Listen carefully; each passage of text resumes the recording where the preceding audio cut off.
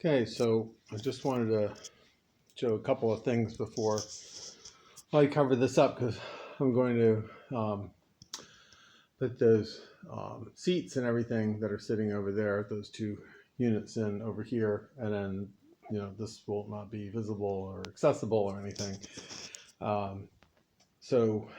Before I did that, I just wanted to show a couple of things that I did. So down here I put in a couple of through bolts that go through this bulkhead, and I reinforced it on the other side.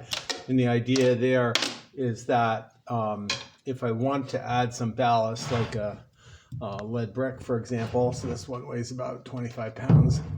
So if I wanted to put two down here and on the other side, what I can do is just drill a hole straight through this brick, put a piece of rubber, glue piece of rubber to it, and stick it, bolt it straight through there. So that way it gets the lead into the center of the boat fairly low down, and very, very secure. So if the boat capsizes or whatever, there's not going to be 25-pound lead chunks flying around, breaking things up and making holes and that kind of stuff. I may or may not add the ballast. I'm thinking probably not, but before I covered this all up, I wanted to make provision for doing something, and that seemed like the most straightforward thing. My original thought was to build some sort of a box with a hinge and be able to put the lead in it and lock it securely, and then I came up with this idea to just put in a couple of bolts. So that's pretty straightforward. So I did the usual thing I do, which is to drill a hole a little bit oversized, coat it with epoxy, and stick the bolt through, so the threading of the bolt is basically cast into the epoxy around there. So then I wax the bolts ahead of time with just furniture wax, and then they just, once the epoxy is cured, they just unscrew, and it's like no big deal. But that way, when I go to put the brick in, if I decide to put a brick in there, I can just put the bolt through the brick and then start screwing it, and it'll thread right into the epoxy in there, and I can put a nut on the other side for extra security. So that's one thing I did. The other thing I did over here is I decided I might want to be able to put water ballast in there, or I might want to store drinking water on the boat if I'm going on a trip. So one of my favorite containers are these things here for for drinking water, or just for water ballast and that kind of thing. So I wanted to be able to put it, load them through the deck plate. So this this will be in one of the holes on the seat that goes on there.